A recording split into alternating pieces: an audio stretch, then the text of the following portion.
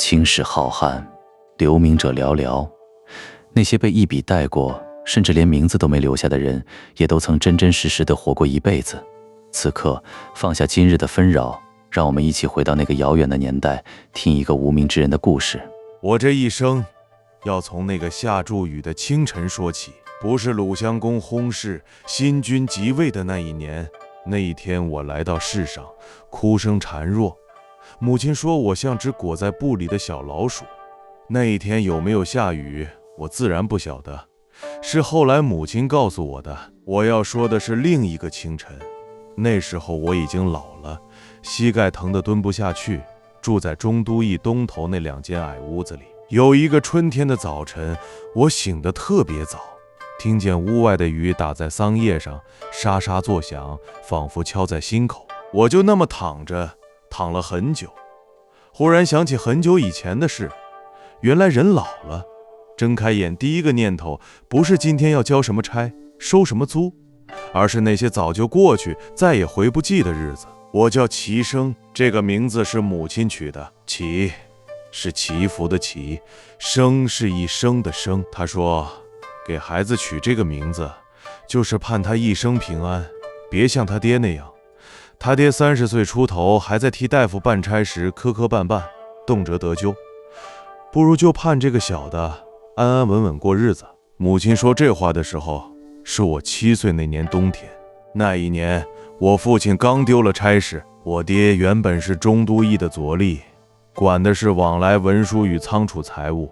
在鲁国这种地方，像他这样的人物，说出去是个吏，其实不过是替大夫们跑腿办事的。一年俸禄能有多少？公卿大夫的那些事离我们太远。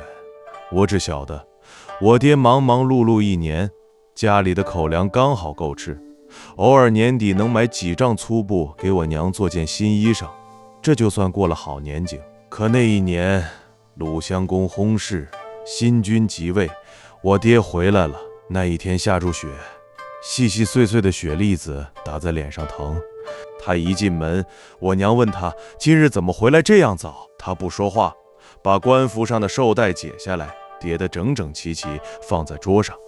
我那时候小，只觉得气氛怪异，不敢说话。后来很多年，我才慢慢明白那一天意味着什么。我爹的族书按辈分，我要叫他武叔公，是跟着新即位的少君身边办事的。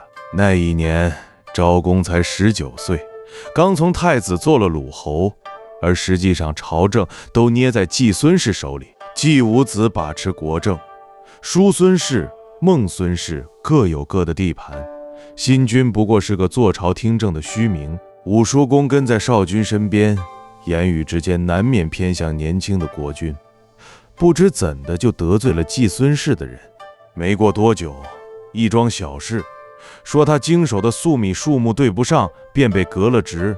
武叔公被押走的时候，我爹正在府里当值，没有人抓他，也没有人审他。那些大人物不屑于为难一个小角色，但他回来了，从此再也没有回去。我爹那年31岁，他坐在灶火前，整整一夜没有说话。我娘在旁边做针线，也不问他。后来我大了，想起那一夜，才晓得那叫什么，叫做不敢问。在鲁国，在那个年头，一个人今日在朝为吏，明日便可能成了罪人的亲眷，没有人晓得下一个是谁，便没有人敢打听。你只能等，等那风头过去，或者等那风头永远不过去。武叔公后来死在费县，具体怎么死的我不清楚，总之是没有回来。从那一年起，我爹就成了中都驿城外的一个农夫。他把那些写字的本事收了起来，拿起锄头和我娘一起种那数亩薄田。我跟在他后头，渐渐晓得了禾苗和野草的区别，晓得什么时节播种，什么时节灌溉。我爹从不教我读书，偶尔夜里他自己翻一翻那本被虫蛀了脚的老书诗，我凑过去看，他就把书页合上，说这个不当饭吃。我娘偶尔提起让我读书识字的事，我爹就沉默，久而久之，家里便不提了。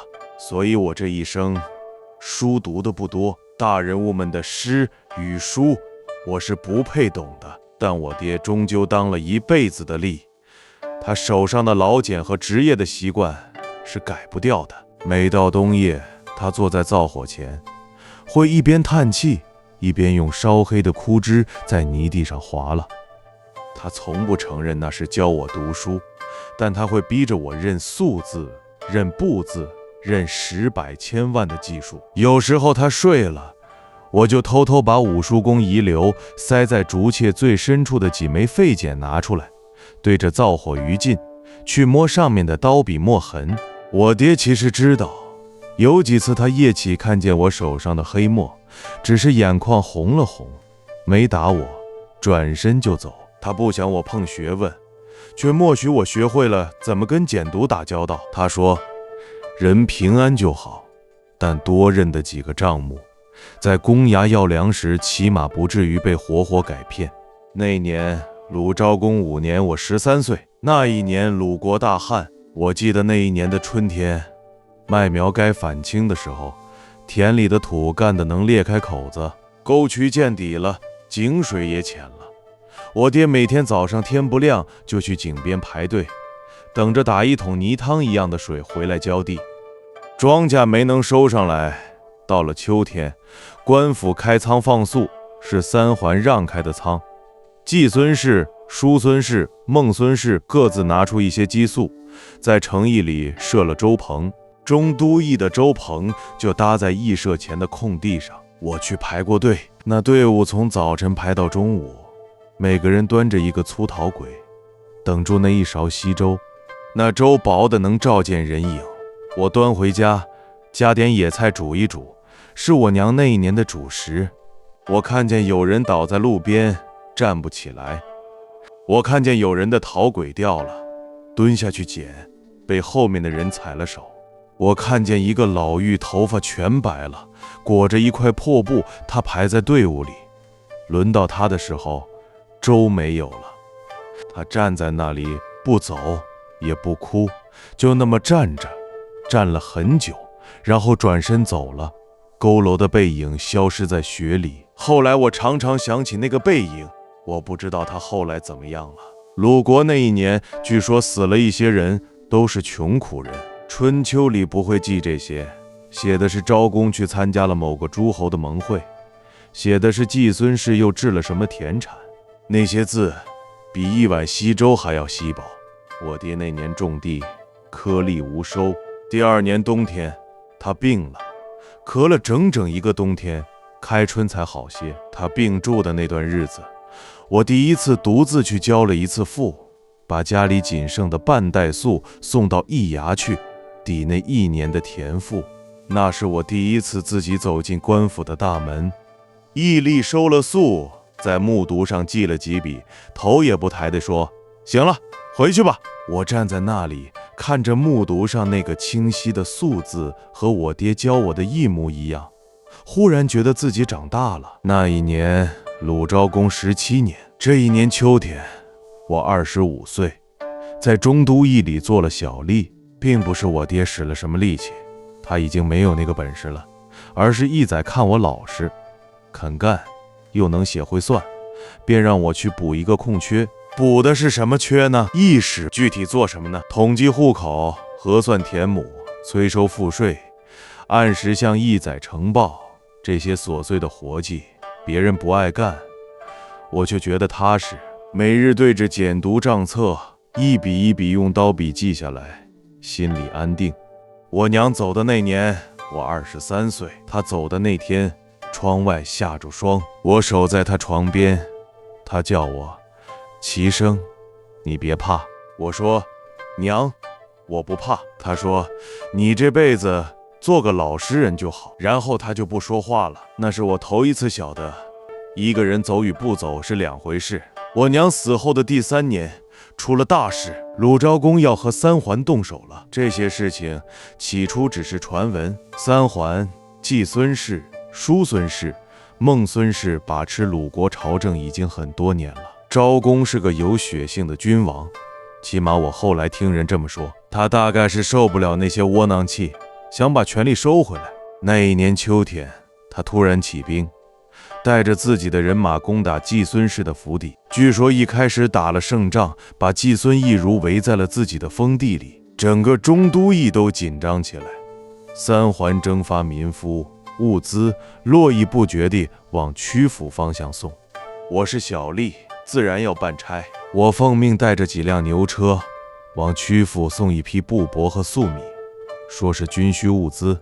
走到半路，就听见前面传来消息，昭公的兵败了。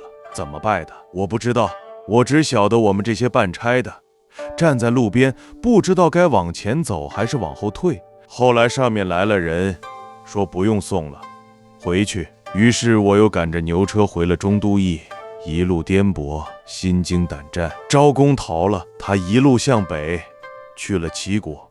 此后7年，他一直在外流浪。据说他赐于扬州，向齐国借兵，想回来复位，最终却死在了那里。总之，他再也没能回来。中都邑的老百姓议论了几天，渐渐就不说了。日子照样过，赋税照样交，三桓照样当政。义宰换了一任，据说是季孙氏的人。新的义宰上任第一天，把我们这些小吏叫到堂前，说：“好好办差，别管闲事。”我那年30好几了，我把那4个字记在了心里，别管闲事。我这辈子再没有忘过这4个字。后来的几十年，我就在中都邑的驿衙里办我的差，记我的账，数我的户口，收我的田赋。三桓的天下也好，鲁哀公的天下也好，那些大人物折腾什么，与我无干。我只管把手头的事做好，逢年过节把该交的呈上去，每年秋天把该收的粟米入库，然后回家吃一顿粗素饭，点一盏微弱的高烛，过自己的小日子。就是在那些心里安稳的日子里，有一天驿里来了一个人。鲁定公9年，那年我49岁，在中都邑当差24年了。忽然有一天，季孙氏那边传下话来，说有一位大贤人要来做中都宰。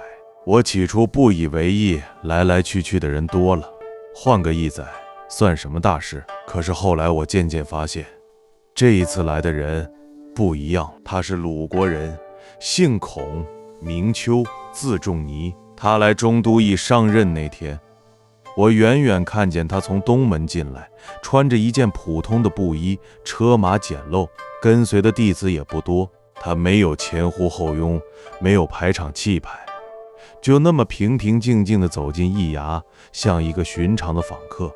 后来我才晓得，他年轻时在鲁国就很有名望，曾跟着鲁国的乐师学礼，在太庙里筑祭，连国君都问过他的话。可是他没有在鲁国做官，而是去了很多地方，见过种种世面。如今回来，不知怎的，季孙氏竟请他来做中都宰。他来的头1个月，我把户口册送进去，他一卷一卷翻，翻得很慢。翻完了，把我叫到跟前，问：中都邑有多少户，多少口，田亩多少，赋税几成？我一一答了。有些数字我答不上来，磕磕巴巴的。他没有发火，只是说这个要弄清楚。后来我把账簿重新理了一遍，交上去。他看完了，在上面批了几行字。我把那些字认真抄下来，才晓得他写的是井田之治，沟涂之界，不可不变也。我那时候还不完全懂他的意思，只觉得这个义宰和以前的不一样。以前的义宰只管催租派差，他却要弄清楚田亩的界限，弄清楚沟渠的道路，弄清楚每一户人家有多少人，有多少地。不仅如此，他让我在中都邑的道路两旁画出分界，告诉百姓走路要分左右道，男行左，女行右。他让我把驿舍门前立了一块板，把该交的赋税数目写得清清楚楚，让每一户都看得见。有人议论说新义宰管得太细了，连走路都要管。我却被那一条一条的规矩镇住了。我办了20多年的差，只晓得照上面的意思办事，从没有想过原来治理一个邑还可以这样一板一眼，有条有理。那是圣人的气象。我一个小义使，只能远远地看，远远地学。他在中都邑只做了1年，可是这1年里，中都邑的风气真的变了，偷盗的事少了，争执的事少了，连街上的人走路都规矩了。鲁国其他地方的人听说了，也派人来看，想知道中都邑是怎么治理的。有一天，我替他把一份文书送到曲阜去，回来的路上，听见驿站里的人议论，他们说，听说中都宰孔丘要被鲁公重用了，做了中都宰，过不了多久就要升司空，再过不久就要做大司寇了。我没有说话，低头继续走路。后来他果然升了，季孙氏推荐他做了司空，再后来又做了大司寇。据说他还在朝堂上帮鲁定公制定了礼仪，让齐国的国君都对鲁国刮目相看。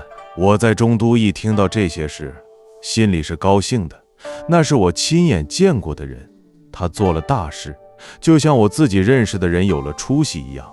可是后来听说厉和三桓起了冲突，那些事情太高太远，我一个小义使具体说不清楚，我只晓得他想拆除三桓修筑的城池，想削弱他们的势力，让国君真正能执掌权力。三桓不肯，朝堂上吵了很久，吵来吵去，最后是他的计策失败了。鲁定公14年，他离开了鲁国。那一年我55岁，他走的那天，据说有很多弟子跟着他走。有一个早晨，我在驿衙里办差，有人跑来跟我说，孔大夫走了，你知道吗？我说我知道。那人又说，他往魏国去了，说是要周游列国呢。我把手里的简牍放下来，想了一想，说他总是有他的道理。后来很多年，我在中都邑继续当我的义使，每年春秋催租，冬天核查户口，一天一天过得很慢。鲁国的局势变了又变，三桓依旧把持着朝政，鲁定公死了，鲁哀公即位了，吴国和越国打了起来，霸主换了一个又一个。我在驿衙里听这些消息，听完了，低头继续记我的账。而孔丘他在外面走了14年，那14年里，我不时听到他的消息。有人说他在魏国不受重用，有人说他被困在陈蔡之间，断了粮，有人说他拒绝了楚王的聘请。我听着这些消息，心里想，他走了那么远，见了那么多人，做了那么多事，我呢？我在中都邑的驿衙里，一天一天地老下去。有时候夜里，我坐在那盏微弱的高烛前，想起他刚来中都邑那年，翻我送去的户口册，一页一页慢慢地翻。那是这辈子离圣人最近的时刻。他走的那年，我55岁，算起来，他其实也就比我大1岁，已是年过半百，晓得天命的年岁了。我见过他当年布衣入中都的样子，见过他做中都宰的样子。后来他回来了，据说头发白了不少，在鲁国删定诗书，修订春秋，做了那些了不起的大事。有人说他是圣人，有人说他太固执，我不懂这些，只晓得他是个踏实做事的人。来中都邑那年，一卷一卷地翻户口册，在上面批井田之治，沟涂之戒，不可不变也。光是这一句，我就晓得他不是一般人。鲁哀公13年，吴王夫差在黄池会盟，要和晋国争霸主之位。消息传到中都邑的时候，已经是初冬了。那一年我68岁，膝盖疼得厉害，已经不太去驿衙了。我在家里坐着烤火，听来来往往的人说话。有人说吴国强大了，有人说晋国不服气，有人说越国在暗地里搞什么名堂。我听着也不往心里去，霸主之位是谁，与我何干？那一年，越王勾践趁吴国兵力在外，起兵伐吴。后来的事情，整个天下都晓得了。越灭吴，夫差自刎，吴国亡了。那是整整10年的时间，吴越之间的故事够说书人讲上3天3夜。我在家里听那些商旅过客说起吴王夫差如何，伍子胥如何，勾践如何卧薪尝胆。我听完了，哦一声，继续折我的枯枝，烧我的灶火。那些事太远了。我在中都邑活了70年，这里的田埂、沟渠、井台、社庙，每一寸土地我都踏过。这里的人，张家和李家闹了什么纠纷，赵家添了个孙子，孙家的老人过世了，这些事情才是我关心的。鲁哀公16年，孔仲尼死了。消息传到中都邑的时候，是那一年的夏天。我坐在院子里编竹筐，邻居老陈跑来跟我说：“启生，听说了吗？孔大夫过世了。”我停下手中的活儿，愣了一会儿。哪个孔大夫？我问。老陈看了我一眼，说：“还有哪个？就是早年中都邑的孔仲尼啊，那个带着弟子周游列国的大贤人。”我哦了一声，然后我又开始编竹筐，可是手忽然有些抖，编错了一根篾片。我把那根篾片抽出来，重新编，心里空落落的。我想起他翻户口册的样子，想起他站在议社前对百姓说话的样子，想起他离开中都邑那天，我在驿衙里听见消息，心里难受，却说不上来是为什么。如今我晓得了，那是一个人走了，再也不回来了。我站了很久，把竹筐放在地上，起身回屋里坐着。那一年我71岁，我娘走后，我已经不怎么哭了。可那一天傍晚，我坐在门槛上，看着天色一点一点暗下去，忽然觉得这世上又少了一个人，一个我见过、说过话，在他手底下办过差的人。我记得他站在驿衙院子里的样子，很安静，很踏实，像是山一样。如今山也塌了。那年冬天，我知道自己大概是撑不过去了，我老得走不动路了，膝盖疼得要命。每到阴天下雨，整个人就像泡在水里。我没有妻子，没有儿女，早年娶过一个，他死得比我早，没有留下孩子。我过继了兄弟的一个孙子，叫阿福。这孩子憨厚，每隔几天来看我一次，给我送点柴米。那一年冬天，我躺在床上，看着窗外的雪一片一片飘进来。我想起很多事，我想起我爹把那本诗合上的那一页，我想起我娘说平安就好的声音，我想起那年大旱，驿社前排着长长的队伍，西周照见人影。我想起那个佝偻的背影消失在雪地里。我想起昭公兵败的消息传来，我们站在路边，不知道该往哪里去。我想起孔仲尼走进中都邑那一天，穿着一件普通的布衣，车马简陋，平平静静地走进驿衙，像一个寻常的访客。我想起他把户口册翻完，在上面写下井田之治，沟途之界，不可不变也。我想起他走的那天，我在驿衙里听见消息，心里难受，说不上来是为什么。我想起71岁那年，听到孔仲尼死了，我坐在门槛上，觉得空落落的。我想起我这一生核查过多少户口，收过多少田赋，记过多少本账簿，那些数字，那些名字，那些年年月月，全都记在那些泛黄的简牍上，存放在中都邑的官仓里。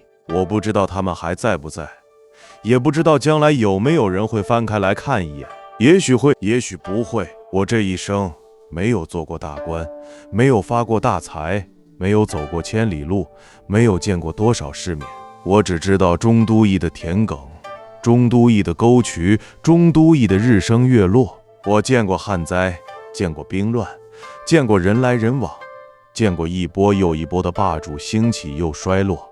我在历史的边角里活过了70年，像田埂上的一株野草，春天长出来，秋冬枯下去，没有人知道我的名字，可是我活过。我记得那一年的雪，我记得那年的日食，我记得那个穿着布衣走进驿衙的人，我记得他的声音，他的样子，他在检册上写下的那几行字。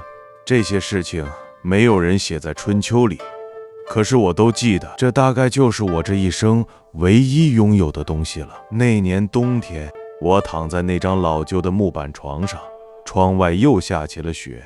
我看着雪花一片一片飘进来，落在窗台上，落在地上，慢慢融化。阿福在床边坐着，红住眼眶。我跟他说，去把那卷老简牍拿来。他去了，在墙角的竹篋里翻找，找到了一卷沉重的、布满灰尘的竹简。那是中都邑某一年的户口册，里面用墨笔写住大大小小几百户人家的名字。我的手指在其中一枚泛黄的竹简上停了下来，指着上面的刀笔墨痕，其生中都邑东里一时。我说，你看过就忘了。他说，老爷爷，我不会忘。我笑了一下，说忘了也没关系。然后我闭上眼睛，雪还在下。我这一生最后一个念头是他那年走进易衙的样子，平平静静的，像山一样。他的名字没有留在任何史书里，但他活过，